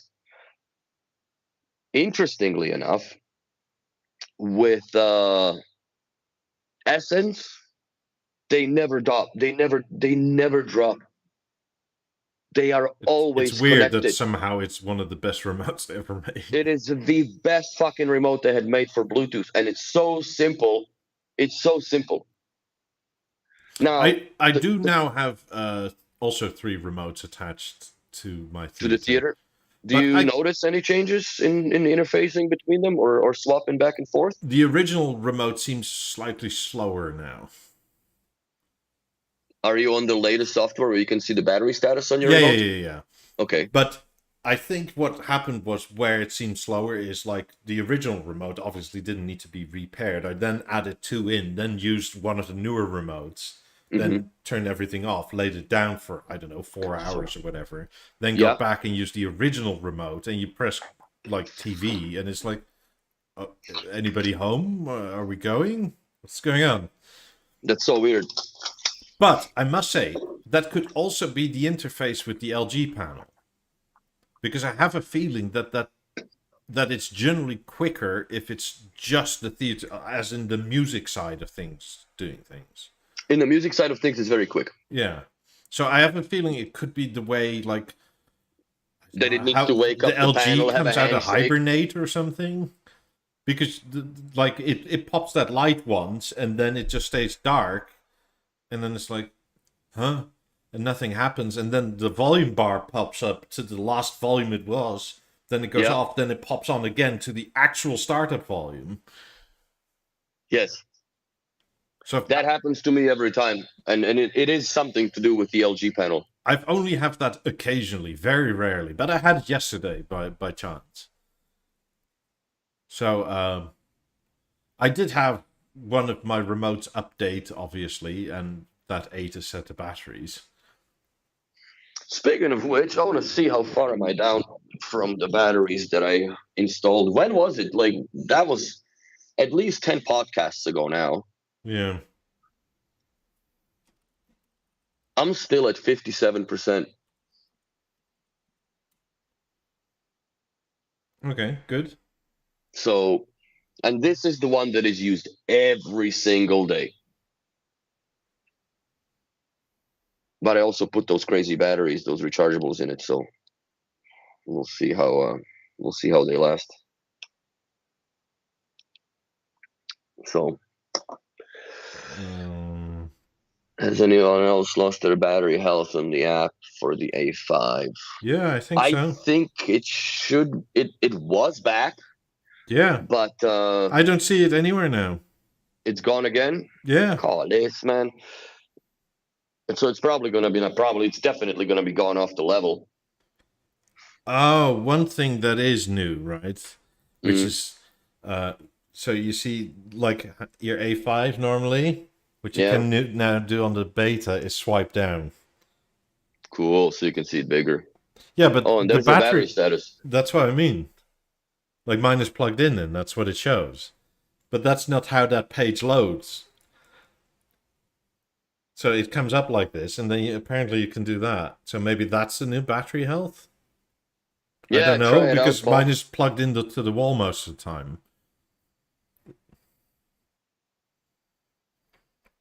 I must say, though, it's one of the things that irks me about this whole B&O app, right, is that so many things are non-swipeable. It's ridiculous. Yes. Like if you're in like the Deezer tab, right? Like you can't swipe it down to go back to your previous list or favorites or whatever. You have to exit out of it. But then for other things, you can swipe through it, and it's like, why is this so fucking hard? Because the animation is that it swipes up, but you cannot Yes. swipe it down. It's like, what the fuck? Yeah, it's a little disconnected in there. In BeoHome, Rasmussen is asking, in BeoHome, they have a small non-B&O TV. It looks like a 27-inch that can be controlled with Beoremote One. How to do that? I'll tell you how they do that. And they do it very, very expensive way. They have a BeoSystem 4 sitting somewhere behind it that is driving that panel with a little puck flasher going in there for the on and off. And I'm certain of it. There is a link somewhere in that room that controls, that takes the commands from the Beoremote One and goes back into that little panel. That is the only way that you can do that. Maybe a BeoSystem 3, but I really doubt it that they would do that with the BeoSystem 3 because that's ancient now. So that's how that is done. Also, if you look at those, I don't know if any of those showrooms still have those turning walls where the speakers are revealed and they all play differently. That's all driven off of one BeoSystem 4 because you can do speaker groups and you can have different stereo pairs grouped up in different speaker groups, and therefore you can demo one music track in continuum from each different pair that you want to demo or show the customer to look and listen. So that's how that works. But yes, it's a fucking a $500 TV with a $4,000 processor on it. Well, $5,000 processor on it because you need to put in a remote as well and cables. So hopefully that answers your question. So if your wife is thinking of having a small BNO, non-BNO TV in the kitchen, Yeah, good then you luck. know how much you're gonna have to slap your wallet for. Just get a Maybe contour. It's better. yeah, 40-inch, Yeah. 27-inch TVs, man. That's it's so funny. We've done one the other day. Well, It the used other to day be it was big before enough Christmas. as a monitor. But man, like the actual, like if you buy those cheapo TVs, they're fucking thick. They're this thick. They're 5-7 centimeters thick. Why would you not use a computer monitor? Because I have two 27-inch screens in front of me and a 24-inch up here. Yeah, get an Asus one with the Bang & Olufsen speakers underneath it, and that's it. Yeah. For that business news and whatever else you watch in the morning, probably kids cartoons if you have any, to keep them quiet and eating. But I mean, I'm eventually going to put a monitor up in my kitchen, but more so for security cameras. That you can always have a glance of what's going on around the house. you're gonna buy some BeoSound bollards and turn them into turrets. Just make them go Step with away from the gunshots. property. God, So yeah, this is a stand your ground state. that's it. So yeah, good question so far, guys. If you have any more, I'm more than happy to answer them, of course, because life is very complicated in the BNO hookup systems, but they are very simple once they work.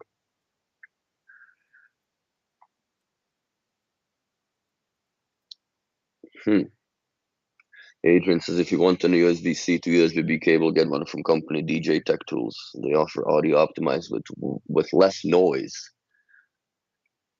Yeah, I wonder don't know. Yeah, how I they wonder. are less noise. Are they more isolated? But how? But it's a digital Shielding, cable. But shielding. It's probably just just like Cat 7. It's got braided shield over top of it. Maybe it's got braided shield over each conductor to reduce the noise. But I don't understand. Like I understand for the DJs because I used to DJ back in decades and decades ago now. It was always a fucking spaghetti platter behind the DJ mix pult, right? Like there is just so much that comes in and out and blah blah blah and power cords and all that. So I understand that being balanced and all. But in a house that you have your 50s, man, that cable's gonna probably go a little bit into the wall, travel across a couple wooden studs, come back out the other side, and plug into the speaker because you're not gonna. It's not gonna be that much crazy.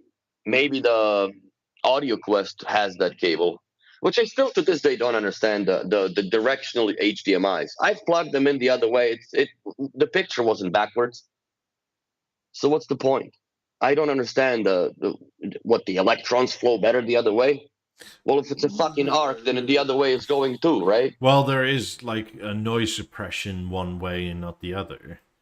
But I don't understand. I don't think it matters actually. I think it's Like just there's ferrite pixie blocks dust. around it, right? Like, do they actually matter? Who knows? I think the ferrite blocks matter more or less on the On power, power cords yeah. than anything else. But that's what I mean, right? Like there is some power going through it. It's not. I mean, it is electrical, so. Then again, who knows? Maybe the BeoConnect core will make me a believer in better cables, and I can hear the audible difference between this USB-C to B and this one from whomever, where it costs like 10 times as much. I don't know. Mm-hmm. Hypenux says, aren't the fiber optic HDMI cables directional? Yes, they are. Those are directional. And I found out the hard way because we pulled them and like, fuck. I gotta do it again. And they are I honestly, if I were to do an optical HDMI cable like those 30, 40 footers and whatever, I would just pull a cat cable and a goddamn HDMI extender. Because those HDMI cables are fragile like nobody's business. You bend them a little too much, it cracks inside, fucking no picture, bro. So I would opt out on that. I've done them once, and uh, I guess I could say I've done it twice, first and the last time. I don't wanna do those again. I'd rather do a for the amount of money that you spend an extra 100, 200 bucks and get an extender that works 100%. Yes, it's another box behind the panel, but usually you can hide those within In the the US, wall. especially, In the US, you can hide shit, man. Just cut a little every hole in the internal wall and wall is that's it. cavernous. Mhm. The only ones that you struggle with are outer perimeter walls, especially when the newer houses, when they put the spray foam insulation. That, my friend, is the devil's concrete. It's really, really hard The to get actual around concrete that. is here in Florida. If you ever move here, you'll get to enjoy No, I the know. perimeter walls of concrete. Well, but there's a rhyme and reason for it, and I understand that. But they're still more or less lined the innards of the house with drywall, correct? Yes.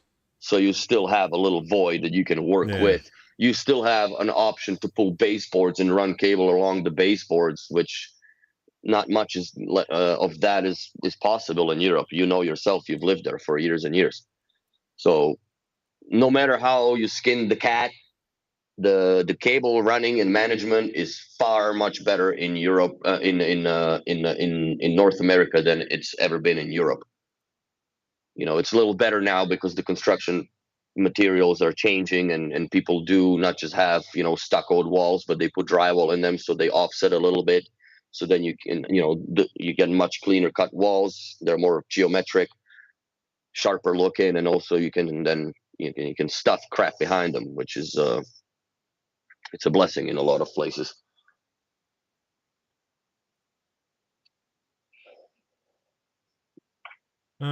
Seems like Anyone else could balance it in stereo. Since the last update, the right speaker keeps dropping out momentarily. Very irritating. check the software versions, I would say, because if they were stereo paired, it may very well be that the secondary speaker It's didn't not up to date. update. Yeah, and that could be just causing it. I always, when there is a software update and we have the Emerges paired in the shop and the BeoLab 8s paired in the store, I unpair both speakers and update them. They're all the same software versions. Well, it's balanced, bro. I would factory reset both of them and repair them again, see if the bug goes away. And if not, I would report it in the app.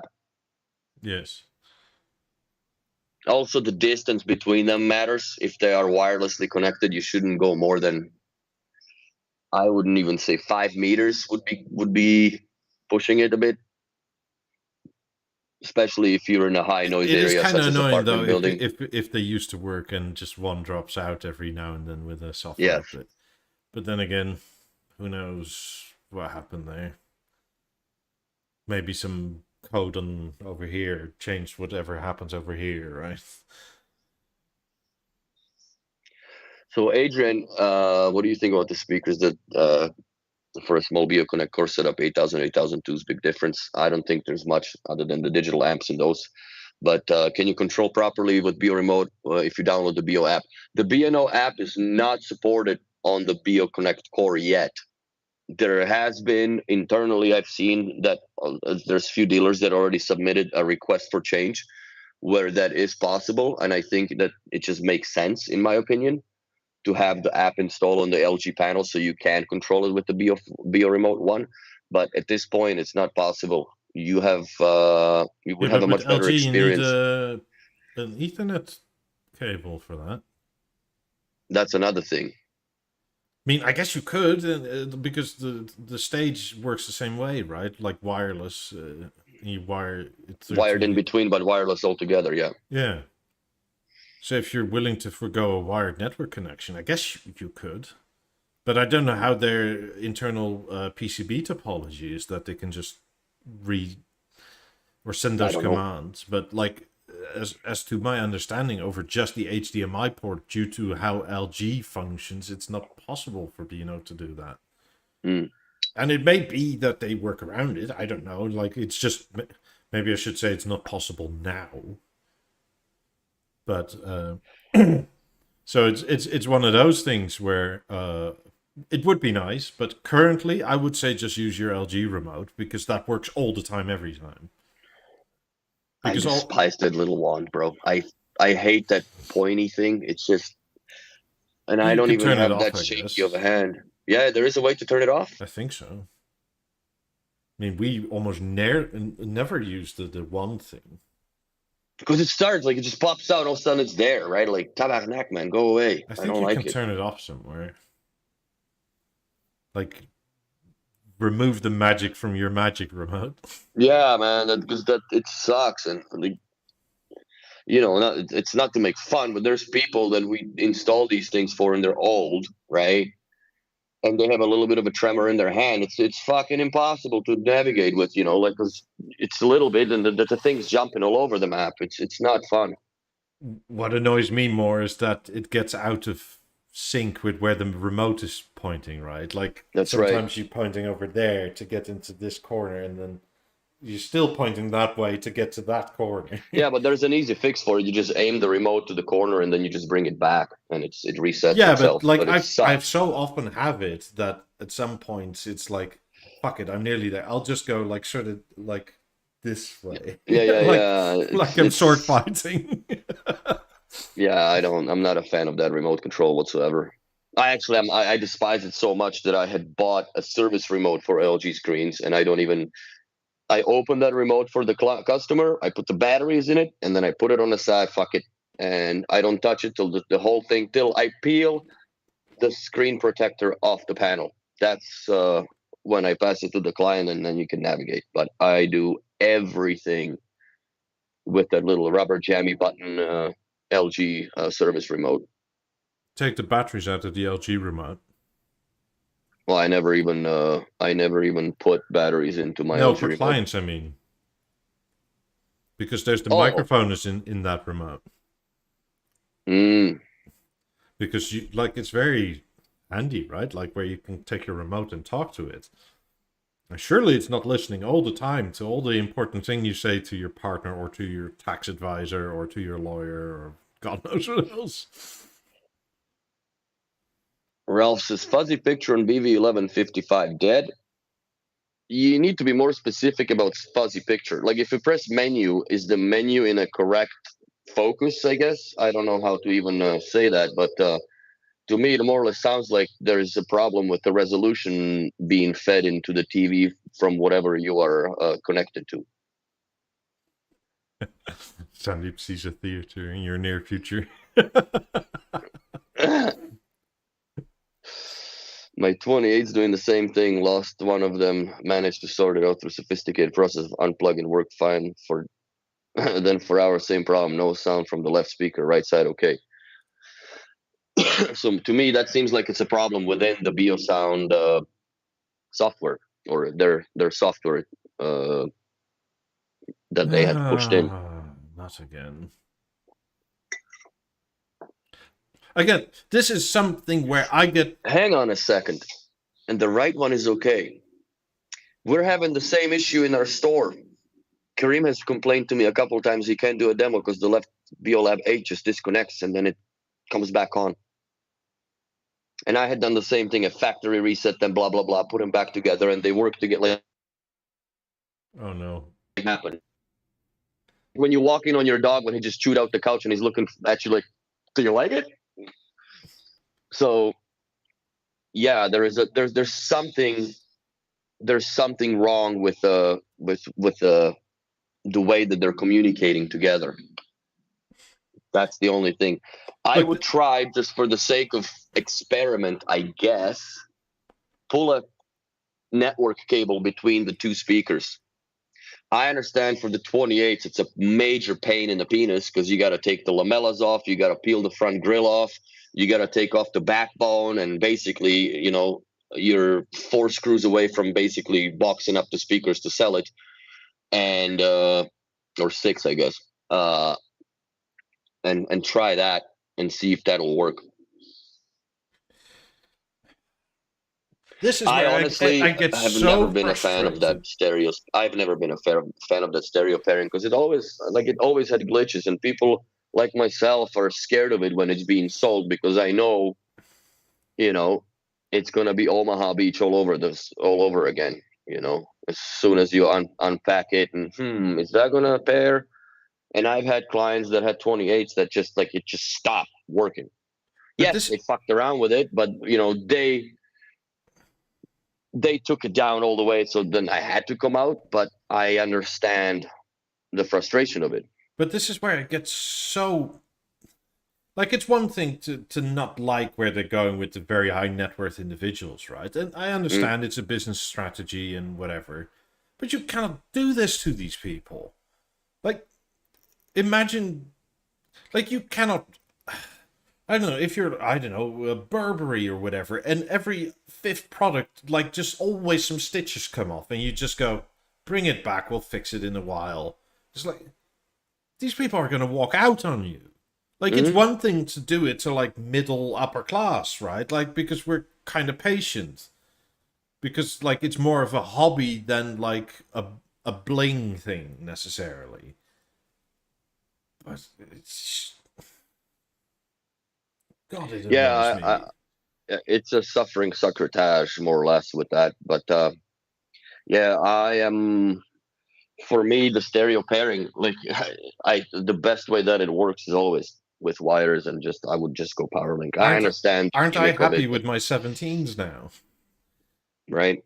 This is the whole reason of, like, avoiding all this nonsense. Like, ah, But even speculatively, like what I was coming full circle back to that, if they do develop the protocol where you can utilize surround speakers through, let's say, BeoSound Core Connect over Wi-Fi, I hmm. still think that you would have to have, if you want to have rear surrounds, then you either have two levels, two emerges, or two balances.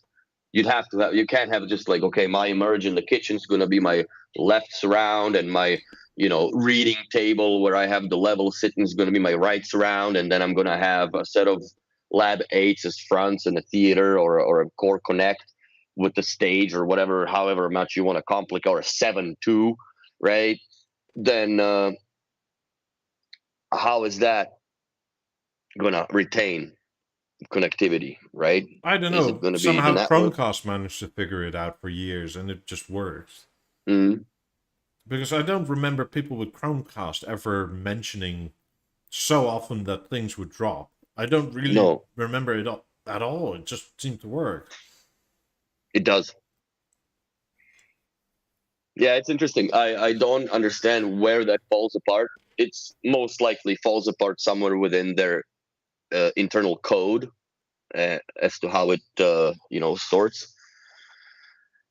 But our shop is not within, like, what I would say, a high density Wi-Fi pollution, Hmm. because it's an old house. So yes, there are people above us. Maybe we have about, let's say, 10 networks that are visible to us. I don't think anybody's running on hidden networks. Obviously, there is a whole bunch of networks that are going on just within our speakers as far as the Wisa is concerned. That there's interference probably on that level.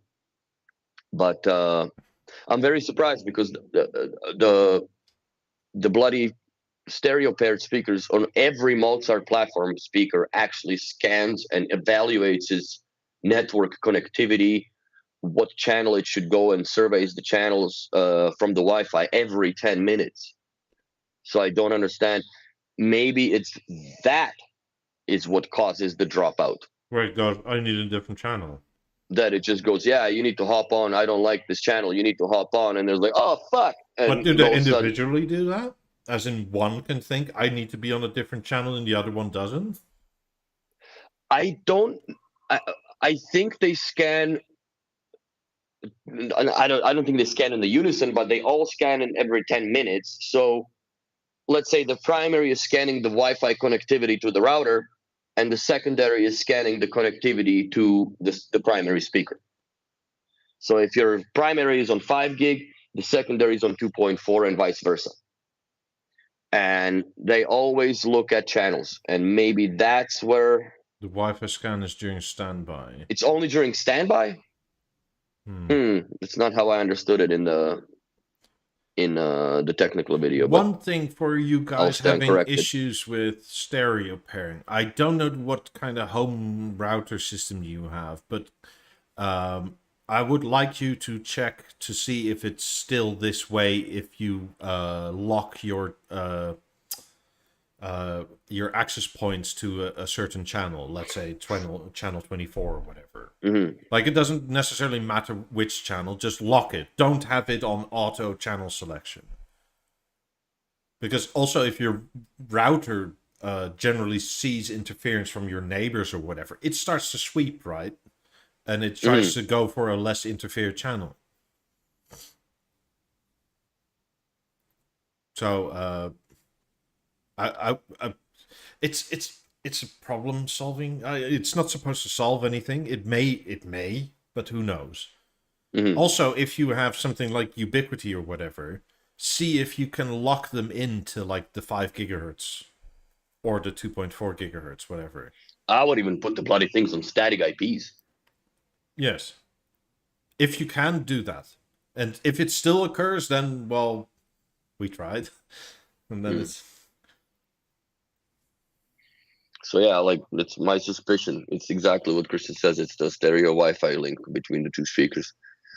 But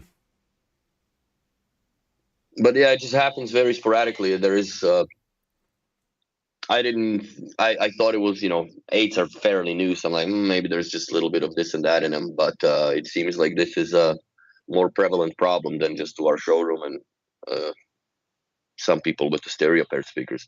I have stereo paired speakers, people that I really haven't heard much about. Stefan is a good example, but he's now in Florida, so he doesn't really use his emerges. But I don't know if you had, Stefan, if you had issues with them.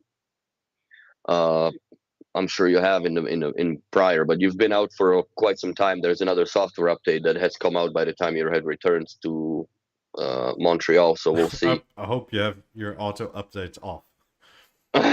Look, this is where I'm at, right? Like, for a lot of products.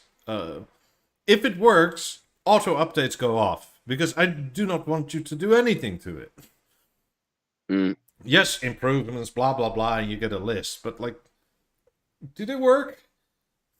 Because supposedly they're tested, but... Yeah. It's... Look, I don't mean to shit on you, but sometimes this is really... This makes a lot of people very mad, including me. And I don't even have half these products anymore because of these sort of things. I mean, I used to own 28s, but... Used to. Yeah. I mean, I could own a bunch of 8s, but nah. I would take a pair of 8s with the Core Connect and a 19 over a 28. I'm sorry, but I'm not sorry at all. I appreciate the mechanized movement of the 28s, but in my ears, they only sound good on a concrete floor from the places that I had been, but it's also a personal preference. Yeah, to but me, they sound very it's more the lap 5-ish. functionality, right? Like, I don't want any weird, like, oh, we updated software and now shit doesn't work anymore, sort of deal. Like, it's too much. Yes. Especially things that you advertise as being possible, no longer being possible because something got updated. Well, it's not impossible, it just doesn't work, really. Sort of, halfway.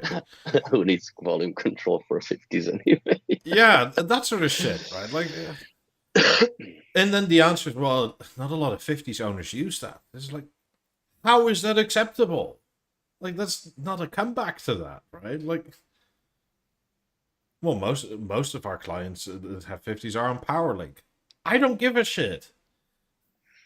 It's like, Audi stopped putting spare tires in there because based on our research, only 5% of the people will ever use them. Yeah. It's like, what the hell, man? If you get it flat, too bad. So, yeah, that's, I don't, sometimes I don't understand that reasoning or I guess the cold-heartedness of a very simple explanation that doesn't make sense really for how much money you pay. And Yeah, some people, we all get desensitized to, the costs of things, especially when you're floating in it all the time. But, I still spend my hard-earned money on the 90s, and I do use them, or I did use them with the app independent volume control when I had my 9000 SPDIF hooked up to it, Yeah. because it sounds great. And all of a sudden you're telling me that, well, Yeah, no. you kind of sort of can't control it anymore. That's not cool. You know what? Your phone updated. You lost that. Not even your speakers updated. Your phone updated. So you can't do that anymore. Yeah, that's, I don't know. I think that they need to have a little bit more rigorous testing. Also, as Christian says, B&O really wants to know about this shit. So please use your app to Report it, man. Yes, everything. Please. I know it's a pain in the ass. I know the first line response will be, "We heard about your issue. We're sorry. What exactly did you mean by this?" And you've been as clear as day. And then the first line response is always like, "I don't understand what you're saying." Mm-hmm. What do you mean they don't connect? It's like, they don't. But please do it. Yeah, you guys need to report it. Because, yes, we can whine about it here, and obviously it does. I'm just preparing you make for an the impact, first line email that you get back from the BeoCare or whatever, right? It's going to be a sentence that's going to drive you fucking up the wall, because they essentially will ask you to say the same thing again. So copy your text and save it. Yeah. But yeah, if deaf child, even his own mother doesn't understand. So if you don't speak of it, they won't know. And I can only report so many things. But even when I have clients, I tell the clients, like, you guys, take the second and just report it from the app, and go from there, because I can't report everything. Even if I'm going through my access account control, I don't want to report through that. I want to do it through their phone. So asks, any idea if Sounds Heavily will ever ship to the States again? Yeah, I'm pretty sure he will. It's just like life gets in the way, right? Like family gets in the way, like gets priority. Like, I'm not going to go into it much more than that, but family got in the way, and then, like, you need to do what you need to do. That's it. Look after your own before others. Yeah. But I don't know, if there's a problem with some sort of a shipping, I'm willing to help out Steve and just be the liaison or distributor for him over here. If he wants to ship product here, I have no problem sending it to people from same. or to the rest of the America. I told him, like, if you want to send me a pallet of random crap that people request, right, like, perfectly happy to send it out for you. Yeah, but also you then need to. The thing is, for him, right, like, that is still a bunch of work, because you need to figure out what the import, blah blah blah, tax wise. Like, because am I gonna buy a whole fucking pallet of cables from him? No. But then, like, how do you transfer all the money back and forth that it makes sense for everybody, and not that the IRS or revenue service or whatever goes, we think this is drugs. We're gonna go through your history now. Like, why are all these packages like 15, 20, 30, $50, right? Like, this is suspicious. And it's all going by federal mail. We must investigate you. I don't think it would be that bad. It's just cables at the end of the day. I think it's more or less the headache. Or are you telling us this is cables? So you started watching Narcos or something now? No, I think a lot of these tax people have nothing to do.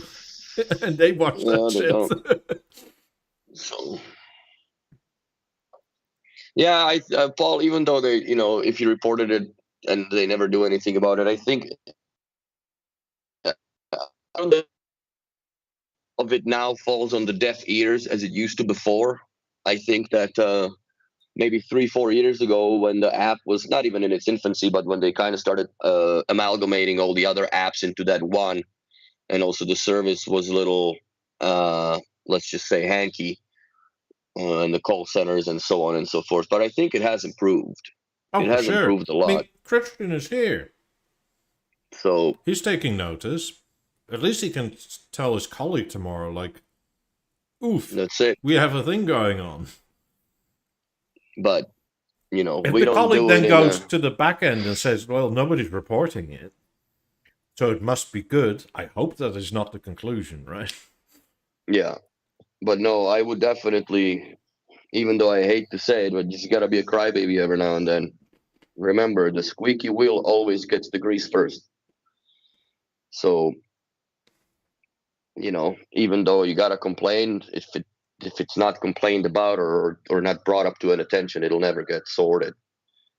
And I I don't understand, like like to even complain through the regular ways because it's awful to deal with these first line people. Like I just said, I don't.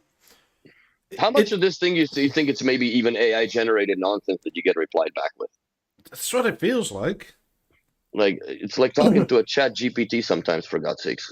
Like That's if people probably want to go look on the Discord and the app feedback, like what Sandy said is literally what happened, right? Like he complained that the volume slider in the app for the 50s was gone, and then they send him back an email essentially saying, "What did you mean by that? And could you state it again? And what are your serial numbers?" Which is like, wait, what? Like, do you want my PIN code too? So what is your serial number? yeah, so well, he being a gentleman replied like with reserved like reactions, and then Yeah. they go, "But you can still do it. Like here's how you do it on an M5." On a discontinued What? product. Yeah, I think Hype on X is on it too. I think that, yeah, our example makes you think the first level of support only has access to the entry products. Yeah, I think that people who have more or less deeper integrated setups, and like even if I had the service problems with the 90s that we did in out of town here, 2 hours drive, we talked to a completely different group of people in Denmark specifically that are specifically Yeah, but what I'm trying to 90s say is life. like if B&O doesn't get any feedback, I They would don't know. implore them to go through that system as if you were a customer, because it puts me off of reporting things through that way. That's why I Yes. reach out to you guys on Discord or email or whatever, right? Because going through the level 1 text and stuff, like, God, it's painful. No, It's, that's another waste of time, and it's a if you want to get frustrating, yeah, you go through the level one technicians. I mean, I don't. or you get like the Henrik situation where they say, this is how you do it, and then you send him a link of his own YouTube video.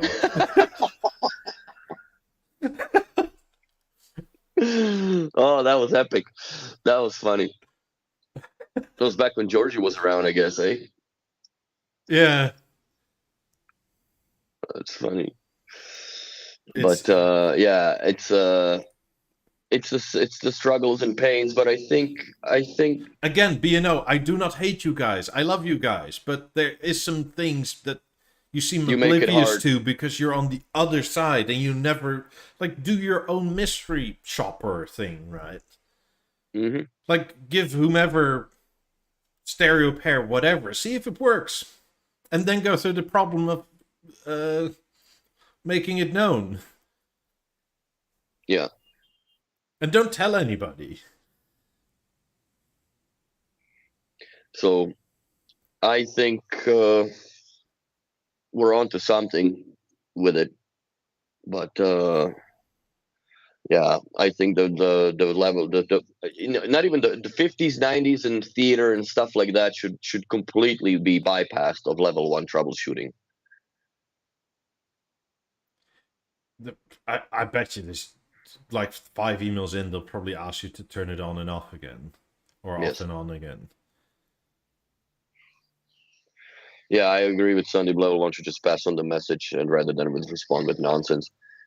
Yeah, or like, But thank you for your message. We're sorry, really sorry you having issues. Could you clarify if this happens often, specifically at times, but here's what not I much more wonder. than that, right? Here's what I wonder. If you report it from your account, Should they not be able to see your entire configuration setup if you have the They current can. portfolio product? They can. So why would you come back with a retarded response if you know the guy has 50s and a theater and a Maybe the harmony in level another 1 guys room? can't. Yeah, to me that just baffles me a little bit. But yeah, definitely. I Thank you, think. Christian. I still Thank you, love you. Christian. Yeah, we're not hating on things, but we're trying to help people that can't help or can't be helped from any other way, I guess. But Yeah. I still have the love for this company. Actually, it's funny. I didn't even realize that March 1st was my 13th year anniversary on LinkedIn as a B&O technician. It's been a long time. And another, whatever, 10, 15 years before that, just mainlining the mainlining the product. But those were the Masterlink times when things just worked. The only thing that sucked was pulling all that wire Well, through the house. look, I want to be fair, right? Like, problems happen. It's inevitable. But Yes. it's more how you deal with it that makes the real difference. Mm-hmm. And if you just, I mean, it's one thing to, I don't know, like lose a chassis on a 5 or something. But let's say you report that, and then the first line goes, when did you buy them? Where's the receipt? We don't know if warranty actually applies in your country. That sort of thing. It's just like, it's just extra frustrating. And Like, what's your mother's maiden name? Yeah. Like, come on. Give me 1 second here. Hello? So it's yeah, it's some of that.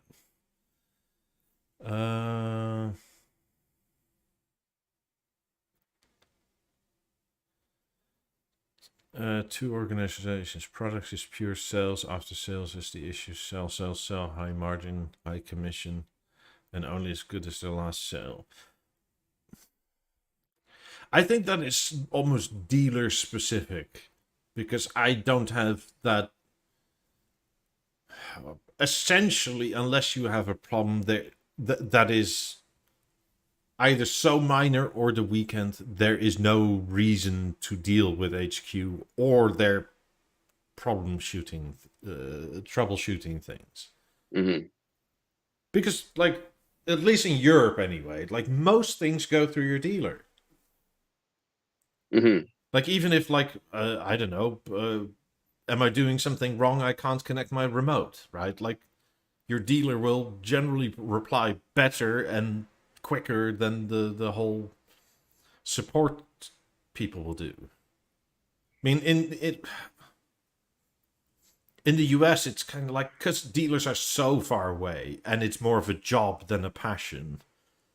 Like, I understand it's different, right? Mm-hmm.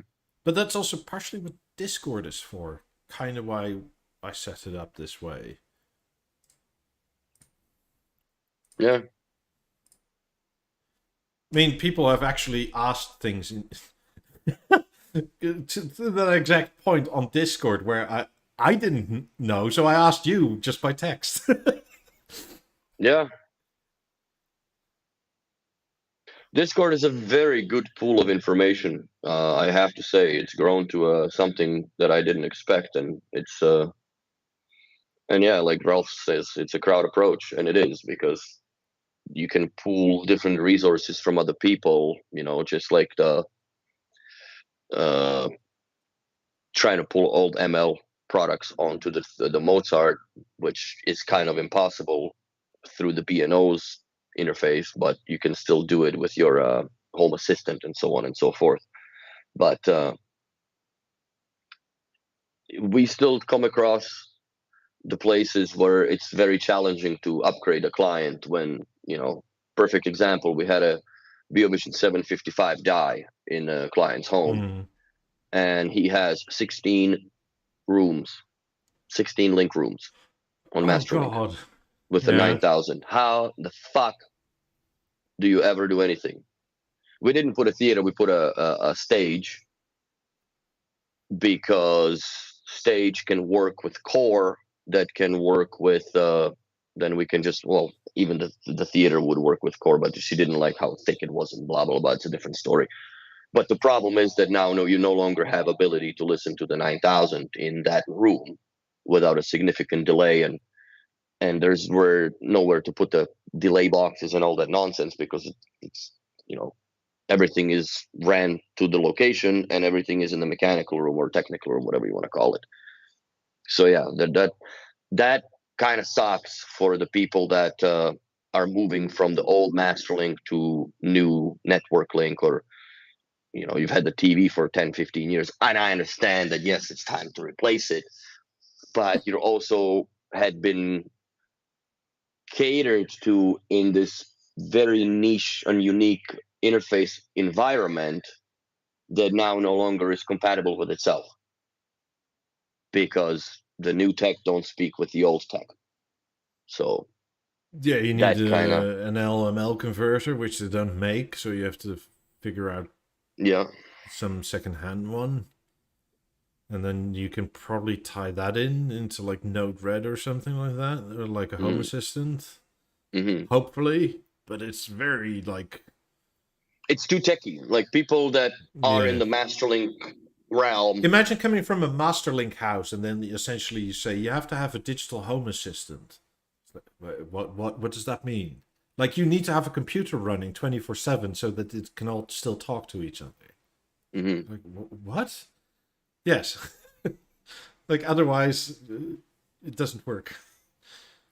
I mean, to us, it sort of makes sense. But if you're like, I don't know, 70, like, it's sort of like, what? It's hard, man. Those people, like, I have clients like that. And you know what they have? They have a huge, thick-ass book with all the passwords in there. Yeah, and the letters are that big because otherwise. And the letters, and if you go to like my Apple ID logo, right? It's 7 passwords that are scratched over, and then there's the last reset. Fuck.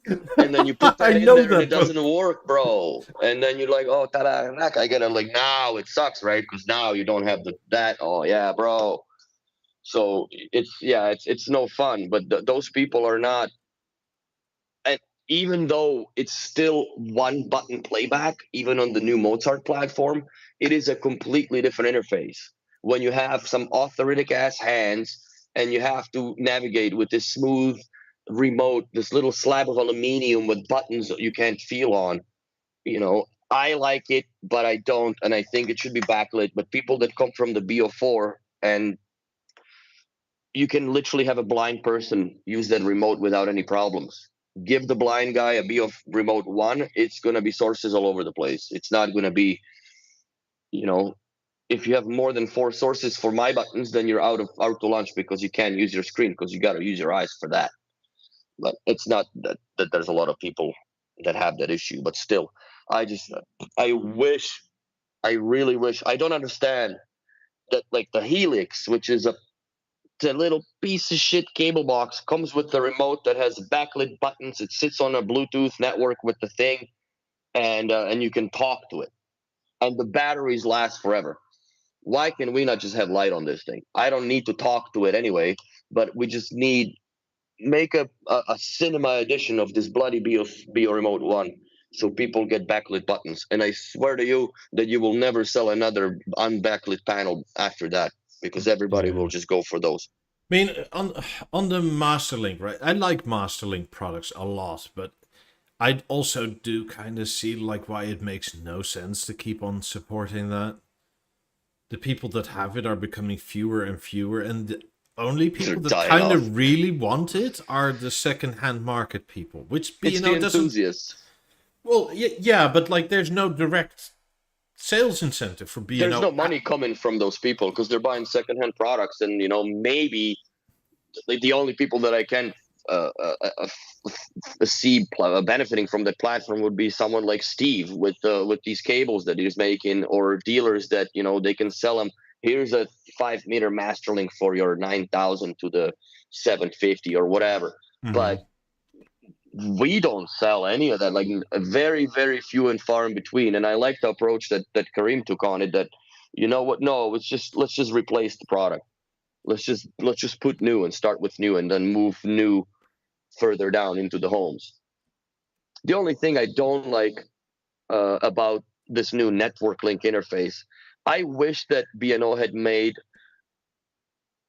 something that is equivalent to a passive kit from the Masterlink era. Mm-hmm. Give me a 2-channel 60 or 120 watt amplifier with the Mozart platform built in it, so you can expand to the rooms without the need of another expense to have a BeoAmp 2 on top of, so instead of having a room cost you $4,000 or $5,000, including the speakers, and it's not B&O speakers at that point, if you reduce that cost to just have an active amplifier from B&O with the Mozart platform in it, we would sell more of that, because the in-ceiling speaker solution here is usually people go with Sonos amps and all that because it's easier, and then they just resort to using But you can now AirPlay into use those zones. BeoConnect core with like the BeoAmp 2, right? I understand, but that's 2 products that you have to pay for. Yeah. You know what I'm saying? Like in the Yeah. old passive kit days, like you just had, if you wanted to have in-ceiling speakers, you buy this, rectangular box that has an amp in it. You can put a link on it, so you have a control, and Bob's your uncle. And I understand, if you have them in a technical room, who cares? Then you put in a Halo remote, which is on Wi-Fi, then it's impervious to that Bluetooth nonsense distance limitation, and you can use that within the room. So that's just, I think that would be a product that they should consider. I know it's never going to come out, because essentially they can sell 2 pieces for to do purpose of 1. So, but that would be something that I would consider coming up with, at least for the additional zones where people have. There's a lot of systems where even people buy homes and in-ceiling speakers are part of the house already. Why not have a B&O interface and control and sound from it? Yeah. So, Effectively, Generic Enthusiast says over on Twitch, like, they could probably make a network ML/NL Mozart type converter, but then everybody's going to be angry at the price. Because it'll be cheap. Well, it's supposed to be cheap, but like, do you really want to spend $1,000 on a box a la BeoConnect Core for like your, I don't know, BeoSound 2300 or something like that, to connect it to modern stuff? No, at that point you just take the speakers out of the 2300 and call it a day. But I don't know. Yeah. Well, it's been a fun day. I gotta get going because I got new tenants moving in apparently, and I just found that out. I'm gonna do some more housework and put in baseboards and crap like that. Right on, buddy. Happy St. Patrick's Day, everybody. Hope you don't get too drunk. Stefan, I'll see you in like a week or 2. Yeah. And he's coming by on the way up. Is he? Cool. Make sure you bring me cigars, bro. I'll pay you back when you come in. I don't know if you got room in your things or not, but you can squeeze a box. I'd be appreciated. A box of 500. No, you can. You can only bring 50, but 25 is fine. Right on, brother. Anyway, thank you all for watching. See you next week, everybody. Bye. Bye. Which button? That one.